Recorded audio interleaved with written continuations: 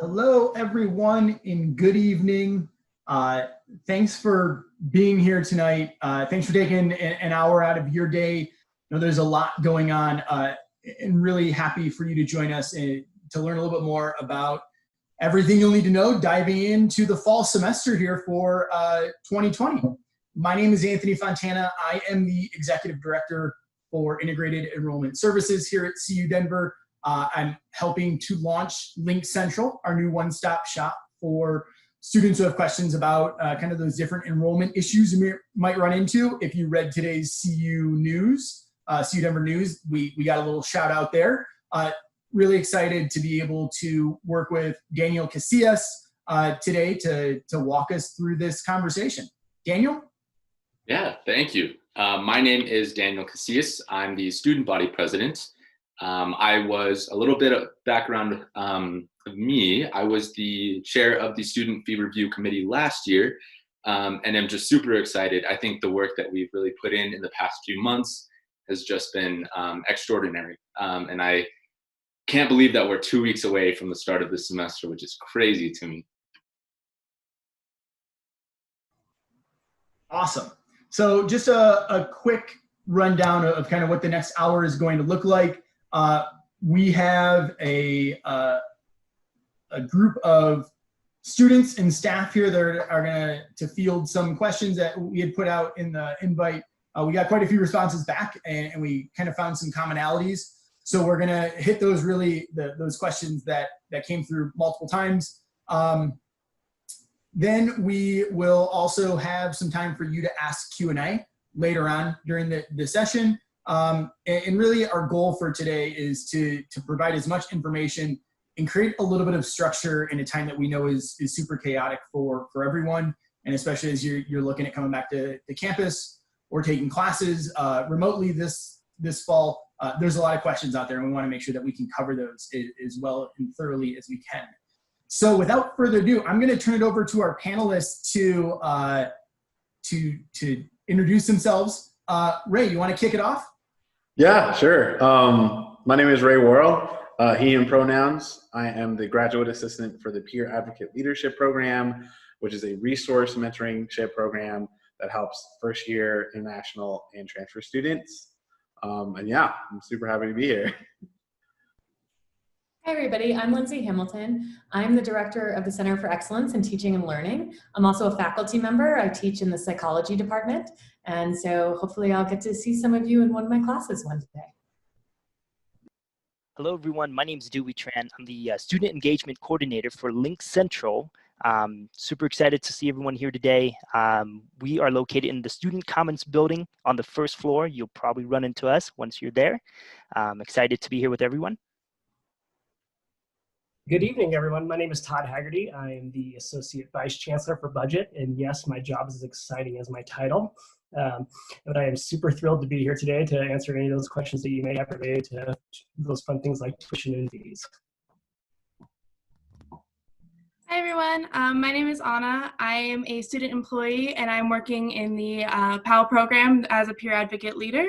I am also, as I mentioned, a student. I am part of the CAM program, majoring in recording arts with a performance emphasis, going into my third year now. So I'm really excited to help answer some of your questions about what the fall semester is going to look like and hopefully get some things rolling.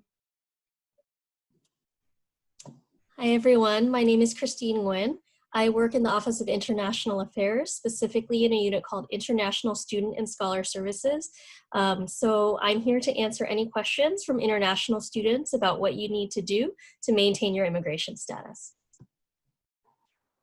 Hi everyone, my name is Suyanne Moreno. I'm a graduate assistant for the Center of Identity, Inclusion, and Latinx Student Services, and I'm also a graduate student for the Master's Program in Humanities and Social Sciences.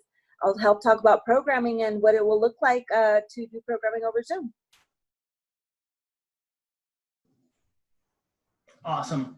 Thank you again to all the panelists for taking some time out of your day to be here, help answer these questions. There is also, when the Q&A function opens up here a little bit later, we have a whole host of guest panelists, or ghost panelists, sorry, that are behind the scenes who are kind of experts in a lot of different areas across campus that are going to help field those questions. And so they'll be answering quite a few of those in chat here, about a half hour or so.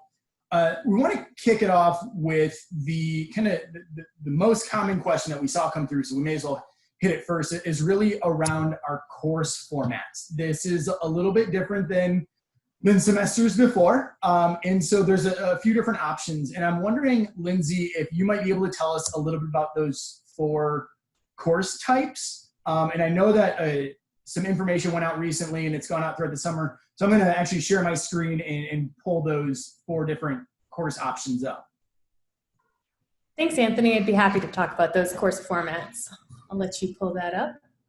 Fantastic. There we go. So we have 4 course formats we're offering in the fall semester. On-campus classes are going to meet at pre-scheduled times and days, just like typically how we've been doing things. The on-campus courses will be primarily geared towards course content that is really hands-on in nature, and we also try to offer a lot of on-campus options for certain student groups, like first-time students and some of our graduate students in this way. So many of the studio and lab courses will be offered in an on-campus format. We also have a remote format.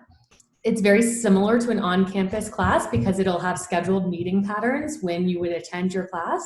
Instead of going on campus to meet at that time, though, you will be having your class sessions via Zoom, which is a conferencing webinar platform that we are using currently. So here you'll be able to see your professor, you'll be able to see other students in the course, and it is still a really great structured scheduled class meeting option. Then we have online courses. These have a very flexible schedule, allows students to access the course content via online, probably through our university learning platform, Canvas. Students can do the coursework at more or less their own pace, and coursework might include things like pre-recorded lectures or activities, assigned readings they can work through. There's no scheduled meeting patterns for an online course, whether on campus or through Zoom.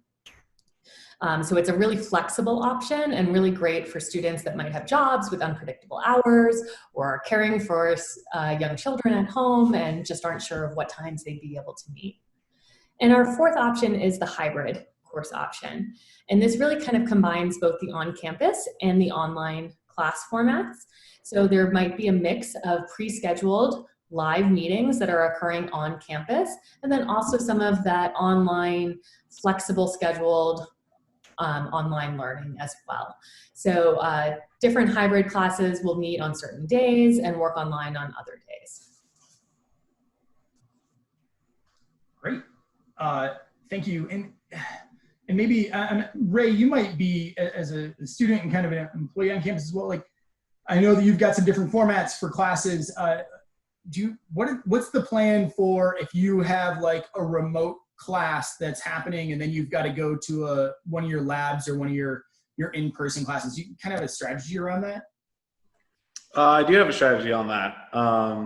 Usually I do also have to work on campus, helping with my supervisor, setting up virtual events, what have you. And so in times that I do have to convert from in-person or online remote classes, there are spaces in the university that I can occupy in order to like fully get into my remote space for class, which there will be more information on that soon. Yeah, that is a big one that we've heard a lot about, and I know that, to that point, there's more coming out soon, figuring out exactly how those spaces will be set up and where they'll be around campus to make sure that there is enough space for folks to be able to safely do that remote part of their class so that they're in a good spot there. Lindsay, I had a follow-up question around hybrid that has come up a little bit. So what if, say I'm enrolled in a hybrid class and I just get to this point where I'm not feeling comfortable coming to campus? What do I do? How do I approach that situation?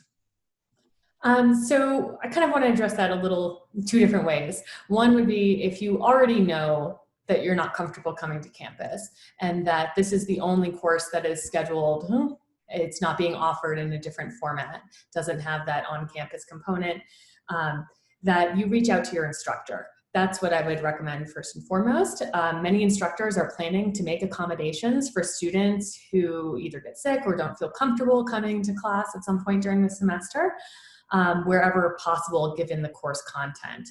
So for example, a way of accommodating this might be allowing the students to Zoom in to the on-campus course session for full participation. But we really encourage you to reach out to your instructor on that and make up with an area on that. If you already though know that you don't want to come to campus and there are other options available, there's remote sections or there are online sections, we would recommend that you enroll in one of those, and your advisors are happy to help assist with that process as you look for those other options.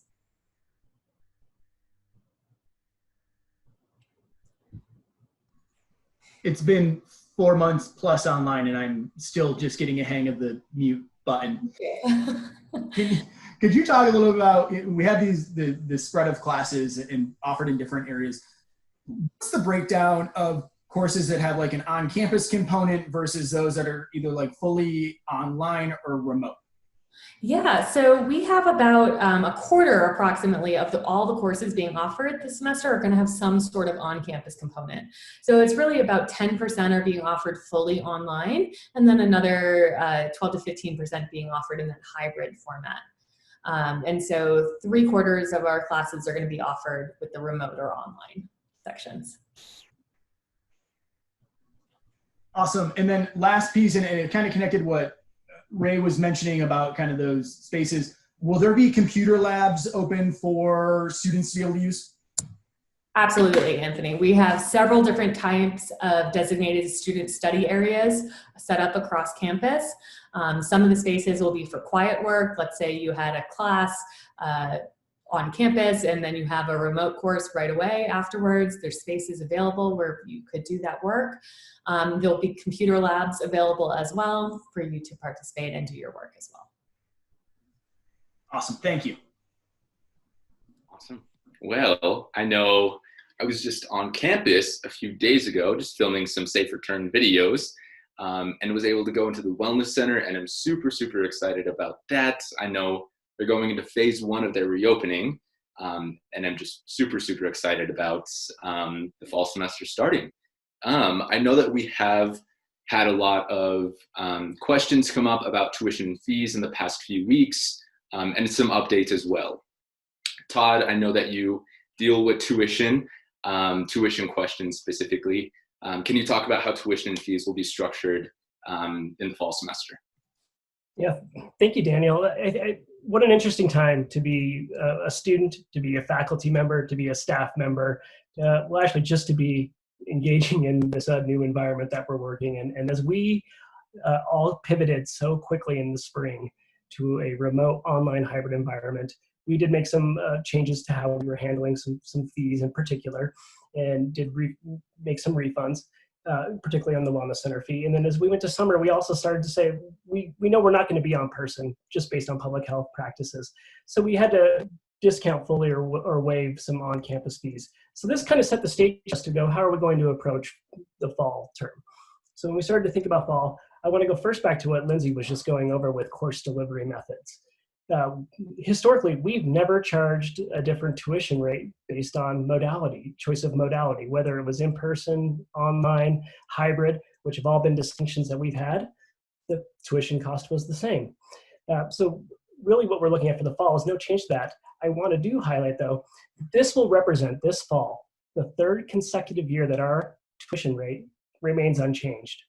So that'll be the third straight year that our tuition students will be paying the same. I think that's very important to think about. Now, in regards to fees, we've already proactively taken a few steps here in this space. We've looked at our Auraria campus fees and our Wellness Center fees, as Daniel mentioned, and we're going to discount those by 50% for the fall, so that'll provide some relief to students. While also recognizing those go to fund some key activities on campus with the Wellness Center, and some of those are available in limited capacity on campus and also remote. And also something that gets a little wonky, that with the Auraria campus fees, that this thing called debt service that we have as our first thing that we have to pay for every year. So that'll be our structure that we'll be looking at for fall. and knowing that this is a unique experience here, but we're committed to, making sure that we're going to have, that full interaction with faculty and our students the same, regardless of the modalities. And that we're committed to ensuring that the students' investment, which is so significant for themselves in higher education, is a valuable experience here, given the new environment that we're in. Awesome, thank you. Now on the topic of fees, I know there have been a lot of questions, as you just did answer. Do have one question. So did the fees for online and hybrid courses go away? Because initially I've taken some online and hybrid courses, and I believe it's a $100 fee. Can you answer that question for me? Yeah, this is actually something that we were planning well before the whole COVID experience occurred, is that as we started to look and have seen over the past few years, and actually the past decade, that students' choice in what the types of courses that they're enrolling in is steadily grown in the online space. And so that meant that we were starting to really blur the lines between what the charges were for a student who's taking an in-person and taking an online course. So what we did this year, and our regents approved this, was that we combined the technology fee and the online fee into one fee that supports the technology infrastructures both in-person and in an online environment. And we were able to really take away that $100 fee and say that this shouldn't determine how much you're paying, whether you're choosing to go online or remote. So we really tried to simplify the structure there with that, while still recognizing there's some key critical services that these fees fund. Awesome. And a few days ago, I was reviewing all of the fees that I do have to pay, and I noticed that there was a student life fee. So what services does the student life fee provide, and where does this fee come from? Right. So as I mentioned, there will be a few fees that we're going to discount for the fall term, and really those are the ones tied to probably the physical space on campus. Those program course fees, those will remain, and then also, as you mentioned, the student life fee, which we've actually just renamed for this fall the student services fee, because really it encapsulates not just student life, but a lot of those student services. And all of these services are available, whether in person, online, remote. So we will be assessing that fee. And this covers those really critical things, such as the counseling center, LGBTQ services, the veteran and military services for students, the Women and Gender Center, and the Writing Center. So some of those very critical things that are still providing those services regardless of the environment modality that we're in. So those are kind of the few things that the student services fee does cover. Awesome. And I believe someone mentioned before that online formats are very flexible and very convenient for individuals who do have to take care of their children or just don't have time to enroll in remote or in-person classes. So are those services, like those fees covered by Student Life, available to all students, including those who are online only? This is one of, if you can start to point to some of the silver linings that have really come out of this whole experience that we've gone through with COVID, is that, as I mentioned, our students do take a variety of courses in different formats. And this has only accelerated the work that we've done on the campus here to ensure that we're reaching students and providing them with the services wherever they are, whether that is on the campus where some of us all hope to be back to again, or whether it is in the online remote environment. That those services and the people need to use them at all times. And so we're trying to expand how we're providing those services. And this has really, I think, accelerated that work, and a huge credit to all the student affairs and team that have really stepped up and gone above and beyond to make sure that those services pivoted quickly in the spring and will be available for students in the fall. Awesome, thank you. I'll hand it off to Anthony. Yeah. Hey, thanks, Daniel. And you actually brought this up a little bit, and so I wanted to connect with Dewey, as he is one of the people that I see most frequently in the Student Wellness Center. Both of us were students. I know Dewey finished up his degree.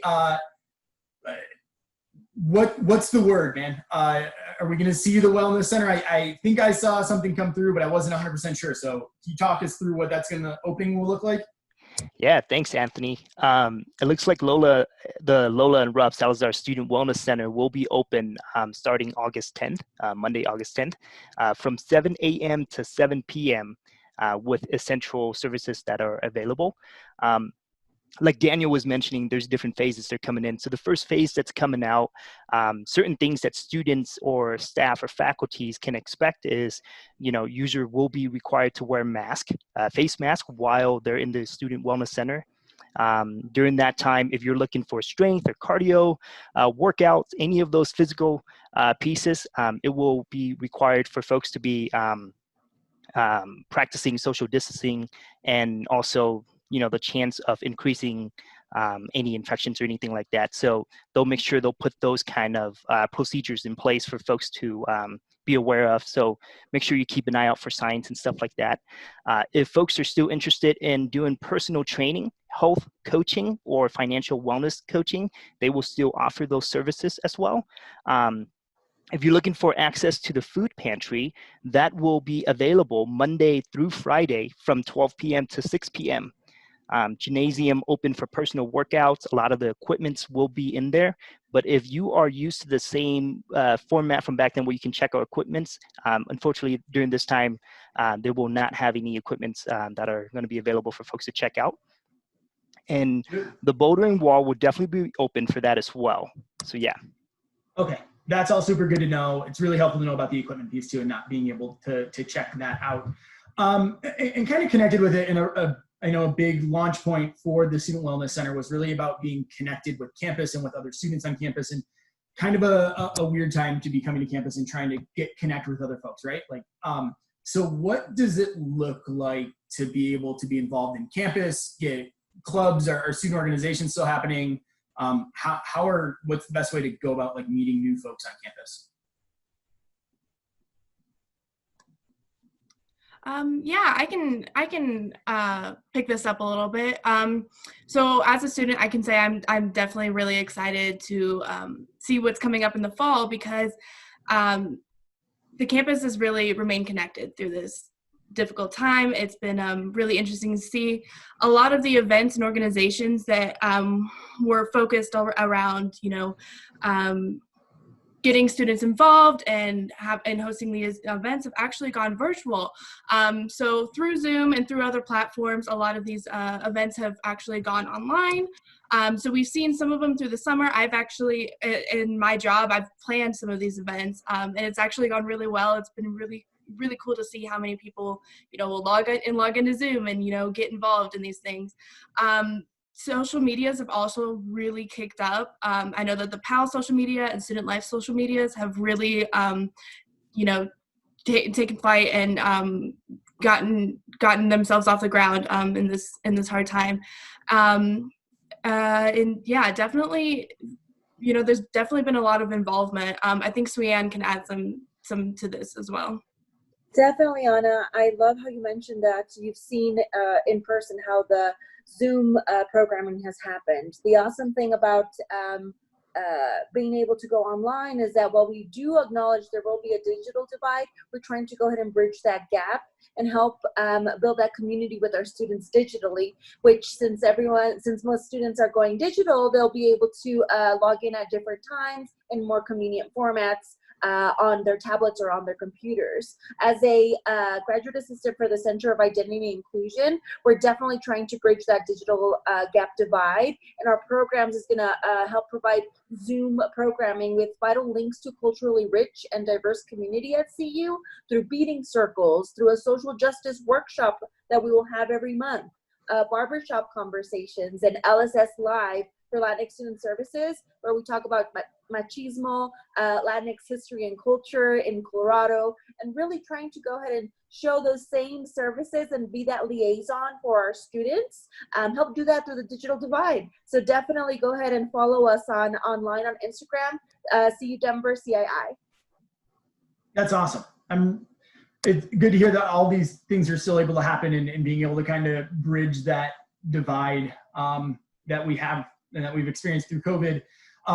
Really quick, just want to note, we're seeing some of those questions in Q&A. We're going to hop over there in about 5 minutes and start answering those. So hang tight. They're definitely coming through.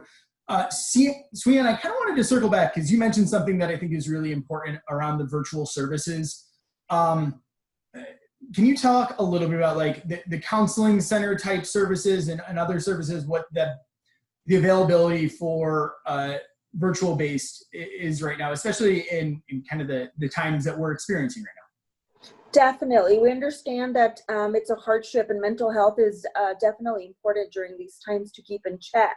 So CU Denver has that commitment to help our students and staff have that mental health in check and the commitment to help offer the services that we might need.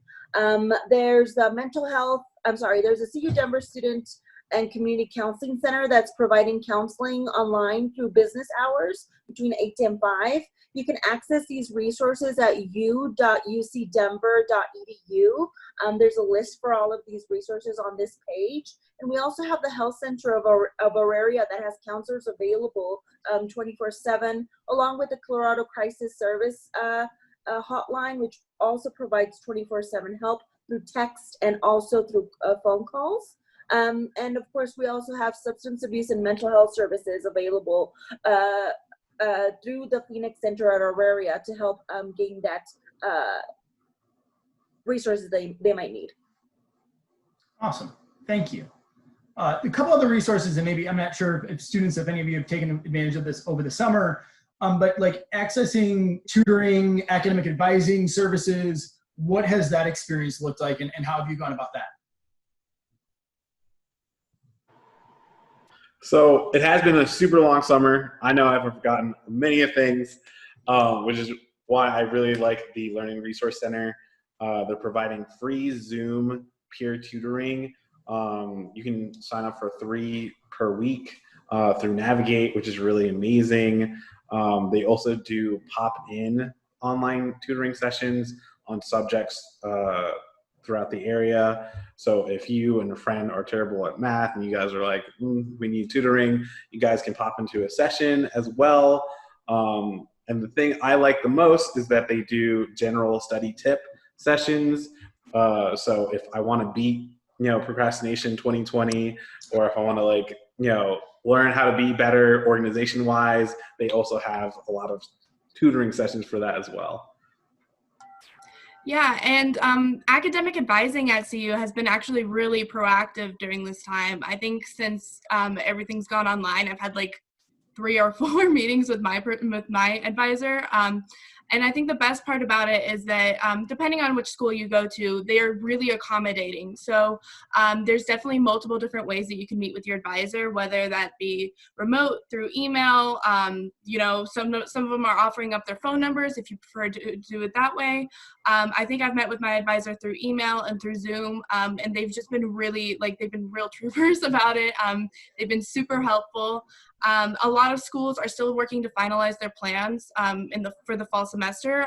So final plans for the majority of academic advising offices are actually going to be finalized by the 11th. But so far they've been working really hard, and they've been putting a lot of effort into making sure that students are getting the help that they need and making sure that their degree planning is going smoothly.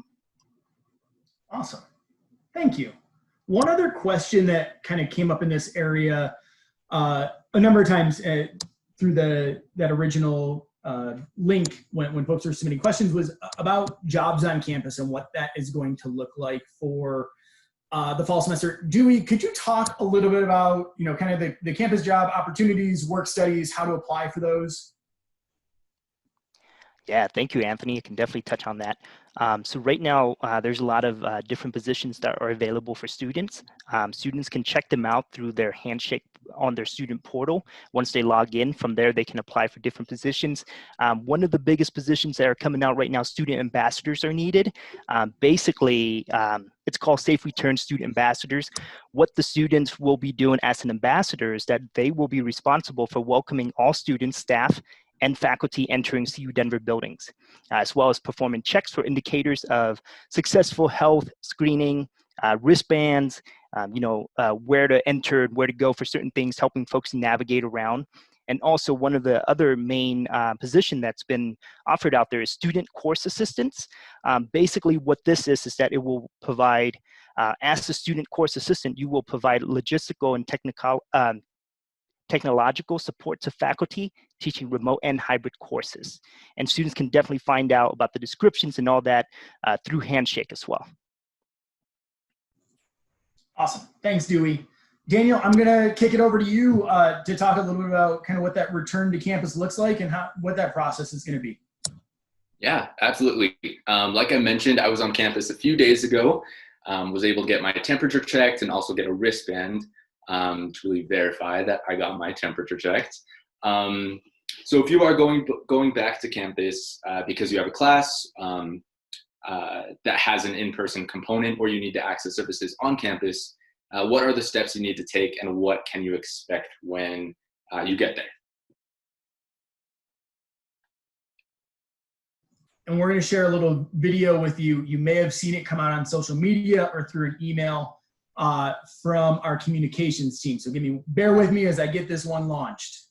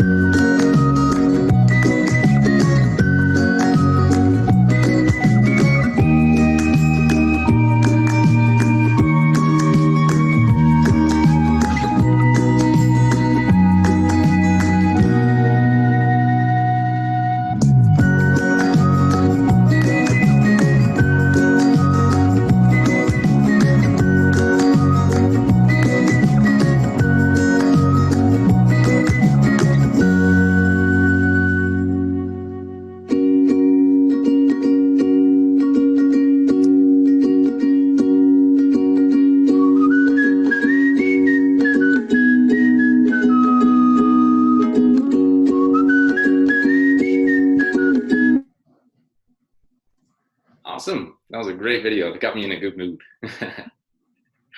Alrighty. Anna, do you want to just add some information on that? Yeah, absolutely. The video pretty much covers all the steps that we're going to take anytime that we come to campus. So those are all steps that we have to take every single time we have to come to campus. We would like to remind you as well, please keep in mind, like if you are feeling sick, stay home. Make sure you're wearing a mask, maintain social distancing. You know, we're all in this together, and you know, we pride on ourselves on being a diverse campus. So that means that we are multi-generational. We have plenty of students who are in multi-generational households. We have plenty of students who are immunocompromised. So it may not, you know, some of these things may not affect you, but it will affect the people around you. And that's why we're taking this so seriously. So if you're uncomfortable with wearing a mask and know that you have to go to campus, maybe practice wearing a mask at home.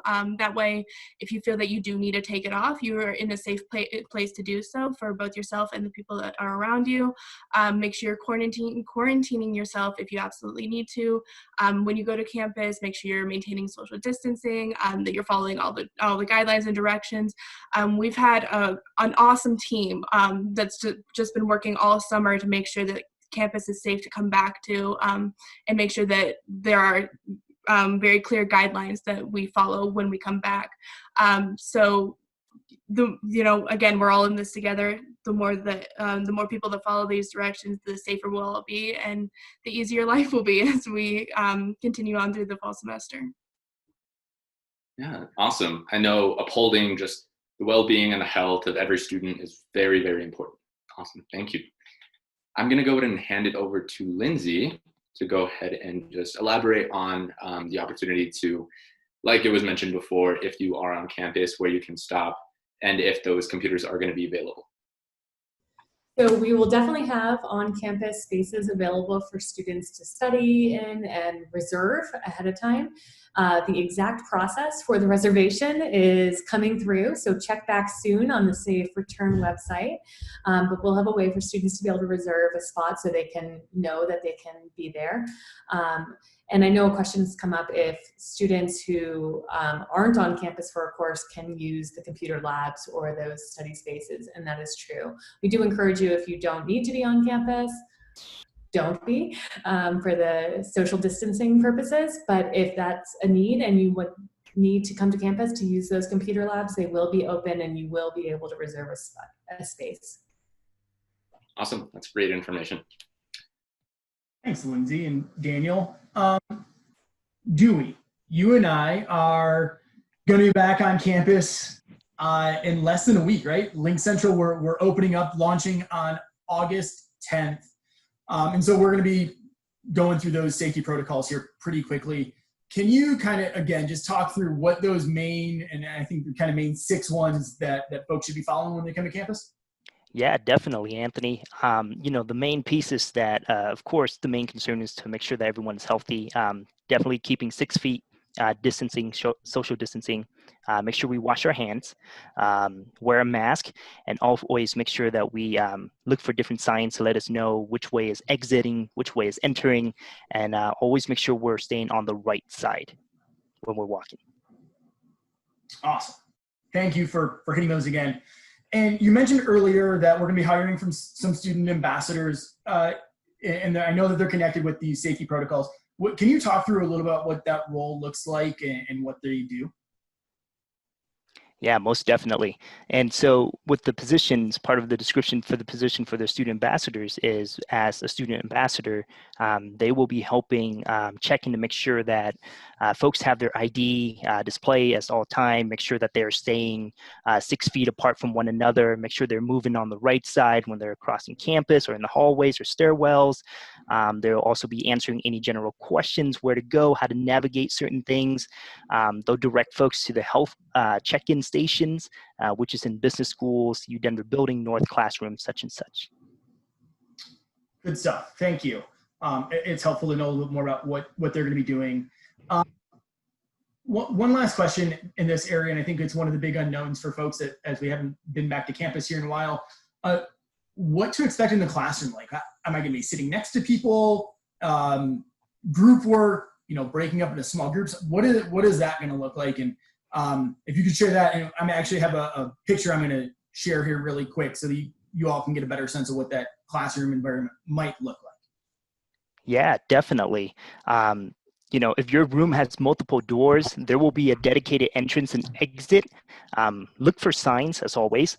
Professors will do their best. A different instructor may elect to have you enter the room in a specific way, always starting with the seat furthest from the door and then working forward towards the door. Always look for seats that say sit here or do not sit here. Make sure you see those signs because, of course, we want to practice social distancing and being apart and having that space as well. When you're there, your instructor will be wearing a face covering, which may be a shield. Space have been allocated for the instructor at the front of the room to ensure they are 6 feet apart from any students. There will be cleaning supplies in the room as well, so spray and wipes. So make sure you sanitize your desk at the start and the end of class. Your instructor may elect to have you exit the room in a specific way, starting with the seats closest to the door and working away from the door when you exit. Awesome. Thank you, Dewey. It's cool to know a little bit about what that process is going to look like. Awesome. Well, I personally am very excited. I'm going back on campus for my organic chemistry lab. Not too sure how I feel about that. I don't think I'm ready. Christine, I do have one question for you. So just in the past month, there have been questions that have been going around concerning international students and just if they're willing or if they're able to even enroll in the university. And so do you mind talking about some of those updates and sharing how CU Denver is prepared to assist international students this upcoming semester and year? Sure, thanks, Daniel. That's a great question. So as a lot of people have seen in the news over the past month or so, international students have gotten a lot of attention based on some of the decisions that have happened through U.S. immigration agencies. So in early July, there was some guidance that was issued for international students for fall 2020 semester. About a week later, all of that guidance was rescinded. and new guidance was then issued. So all of the new guidance that was issued in mid-July is still valid and active for international students. And the good news is that for a campus like CU Denver's, where we are offering multiple course modalities, international students can come and remain enrolled. If they're continuing students, they can enroll in a lot of different course formats that as they choose. There are still some enrollment requirements for international students based on number of credits. And our ISSS office, International Student and Scholar Services, ISSS, we are still open, working remotely, and happy to answer student questions. We encourage all international students to use the ISSS website, where we have a list of frequently asked questions from international students about how can they maintain their visa status this fall. And you can make appointments with us. We're doing many appointments over Zoom or send us emails. So feel free to check in with ISSS, and the Office of International Affairs is here to support all of you international students. Awesome, thank you. So we have some of the questions coming in from Q&A that we're gonna jump in and hit here. Lindsay, I think you might be the best person to respond to this one. Are the designated student study zones open to all students, even if they don't have an in-person or hybrid class? And I guess kind of connected, who can come to campus? Yes. If you are a CU Denver student, the study spaces and the computer labs are open to you, even if you are not taking an on-campus course. So we have that opportunity for all of our CU Denver students. Great, thank you. There was a question that came through about how do we get student IDs for our new students who, that's built into part of your new student fee. You get your first student ID free of charge. So there's a couple different processes that are happening. Our undergrad students, so new first year and transfer students, should be getting a message here in the next day or two from the new student orientation team to be able to set up a time to come to campus and pick up that ID. We're also working with the ID station in the Tivoli Station bookstore on campus. They've updated their process, so you can actually upload your photo and then you can set up a time once it's printed to come pick it up from the bookstore. So if you're wondering, they actually have that all up online, and there's supposed to be a message going out in the next couple days. So later on this week, there should be more information specifically about coming and getting your ID as a new student. There were a couple other questions that just came through. Give me a second. Cade, I'm wondering if you might be able to jump on really quick. One of our ghost panelists is Cade Ross. He is the director of housing, and there have been some updates on the move-in process. So I'm going to, since I see you here, I'm going to turn it over to you.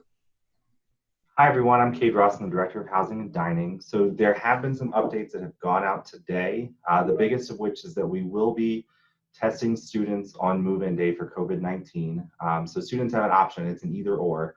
So students can get a test at home, no more than 5 days prior to their move-in, and bring those results with them to move-in day. If they cannot do that, because a lot of states and areas aren't testing people without symptoms, then we will be testing as part of the move-in process once they get to the building.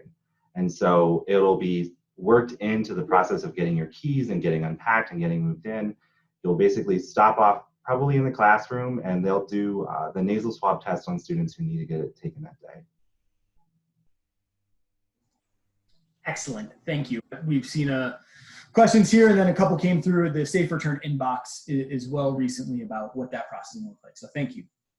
Yeah, awesome. Well, just to go back to that video that we saw about 10 to 15 minutes back, it mentioned that we had to take a survey.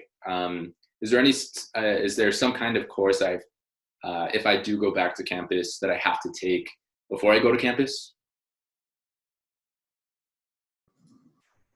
Yeah, I can definitely answer that, Daniel. Sorry about that. I was playing around with the mute button. No, you're okay. Yeah, so definitely. So before coming to campus, there would definitely be a one-time take COVID training online through Skillsoft. So basically, any staff, faculties, students, you would want to go onto your Skillsoft. It's through your student portal, and you can take that. As for a daily thing that you would have to do if you're coming on campus, there is a it's called the attestations. Basically, that is to show that you can do that through your phone, your smartphone, your tablets, anything like that, to show if you have any symptoms. Make sure you're taking your temperatures, all that piece as well. Once you come onto campus, you want to make sure that you visit a health check-in station. And again, you can find that at the Business School, CU Denver building, North Classroom, Wellness Center. Make sure you, before you visit them, check online for hours as well. From there, you would have to show proof of your attestation, and then you will get your daily wristband. And after that, you can go to your destinations where you need to be. Awesome. Thank you. Another question that came in, Lindsay, so a student asked, all of my classes are remote except for one, which claims it will be on campus / Zoom capable. Does this mean students have the option to attend the class in person and or on Zoom? So we would encourage students to reach out to their individual instructors. It's going to be the instructors deciding how participation will be met for that course. However, most faculty members are ready and willing to make accommodations for students that don't feel comfortable or are unwell and cannot come to campus for that one particular course. So the best thing to do is really to reach out to that individual instructor and ask if there is a Zoom capable option where they could Zoom into the course and receive full participation for doing so.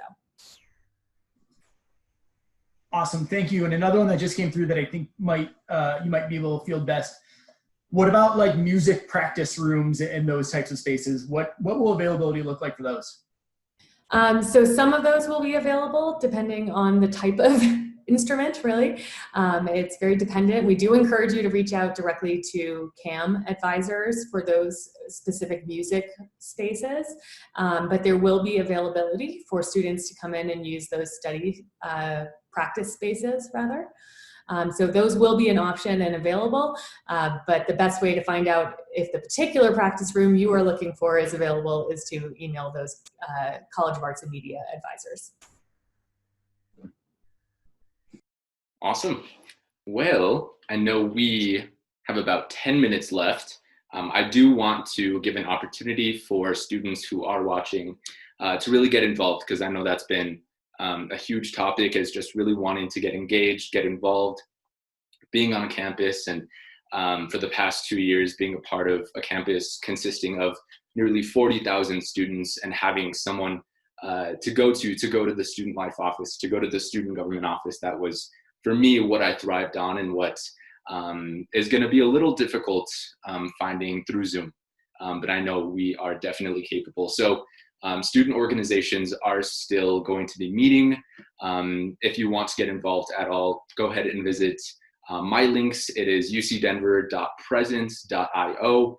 Go ahead and find out about biology club, chemistry club. I believe it's LSA and VSA. I know I've definitely been in too many clubs and have really found my community there. Don't forget to also follow the social media for student life as well as student government. We will be posting all of our events, and all of our fun events will still be present. We are planning on some trivia nights this upcoming semester for any students that were enrolled in the university last semester. I don't know if you got the invitation, but we did have a trivia night. It was super, super fun. I believe there were about 100 to 150 attendees, and we are planning on hosting a few more this upcoming semester. So go ahead, like I said, follow the student life social media as well as the student government. And really what I'm looking forward to is just, like I said, getting engaged with my peers, with faculty, and also just really getting involved in the university again as your student body president.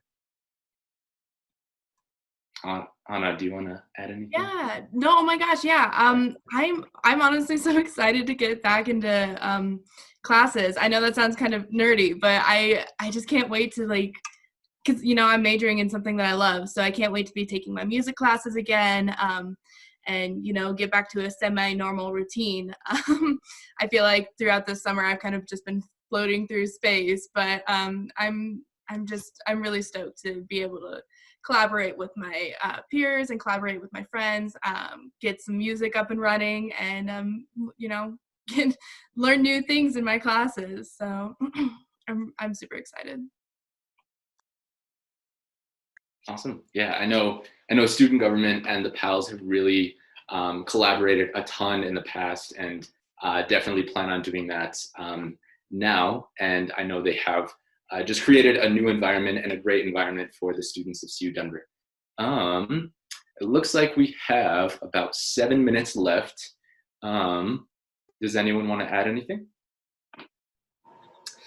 Hi, everyone. Well, I'm so excited to go back to campus, be out of the house, and back on campus and be able to learn right along with these students and everyone that's coming into campus on how to bridge that digital divide and help build that community online.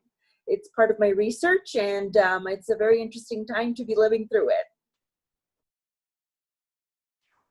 I'm super excited just to see some friends. It's been an incredible long summer. Super excited to get back at it. And I'm super excited to see, all the things that we have stored for PALs, for our students, for virtual events, and to just come together as a community. We're all in this together, like Anna said, and we're ready to knock out another year, helping each other out.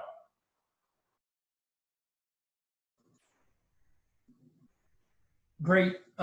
Thank you all. There's a few updates and other pieces I want to make sure that everybody knows about before we wrap things up. So let me share my screen really quick. We have a variety of resources and just connection points. Let's make sure that you all can see this one. So these different areas will allow you, if you have questions, if you need some additional support.